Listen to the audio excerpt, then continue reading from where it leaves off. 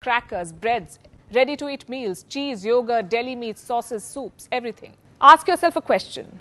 What is the shelf life of a homemade batch of cookies? 2 to 3 weeks max if kept outside the fridge. Then how is it that your biscuit packet stays intact for months, even years? Because it comes with chemicals. Chemicals that extend their shelf life but reduce yours. Same with these heat and eat meals.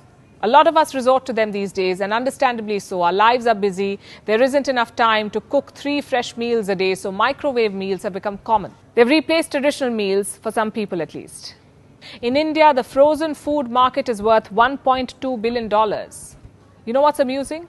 A lot of these ready-to-heat packets can be kept in the room temperature for months. Imagine keeping a homemade dal or curry outside the fridge for months.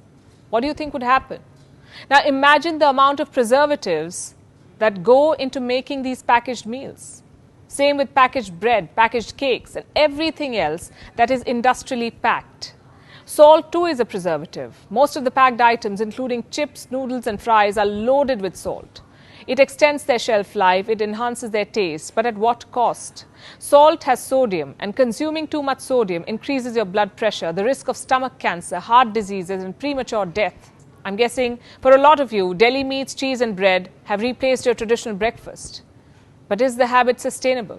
Should you continue eating packaged food even after knowing its downside? Is it worth risking your health? So what do? Cook 3 meals a day while also juggling work and life? That's far from what I'm suggesting. The point of this episode is to tell you that you should reduce the intake of packaged and processed food. Realize how some of the most common items in your kitchen can be harmful for you. Those colorful cereals that you eat every morning, they're food color, and food color has acrylamide. It's a chemical that's not good for your health. It causes cancer. You know what else has food color? Packaged bread, cakes and biscuits. How do you think some of those biscuits are unnaturally dark or orange or pink? How is it that they come with colorful creams? Sure, your homemade snack looks dull in comparison, but it's safer. How many of you regularly munch on microwave popcorns? Do you know the popcorn bags are lined with PFC or perfluorinated compounds? What these compounds do is prevent oil from seeping through the popcorn bag, which is good. But when heated, these compounds break down into chemicals, and these chemicals may cause cancer. You see, we are told very little about this side of packaged food because they save time, because they're tasty, because they come to our rescue. We conveniently assume that they're also safe. A samosa, we say, may be a better snack, followed by a workout, of course, than munching on microwave popcorns without any idea what's going into your body. It's better to eat that ghee-laced paratha than preservative-filled cereals for breakfast. We know very little about the ingredients that go into making packaged food. And I'm talking about the real ingredients, not the ones that are listed on the packet. We know very little about the hygiene situation of the place where these food items are made and processed.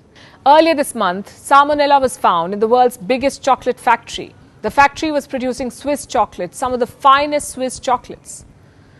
Long story short, it is time to rethink what we take for granted. It's time to reconsider the food in our kitchen. I know that it's not possible to throw out every packaged, preserved or processed food item from your kitchen, but you can always limit their consumption.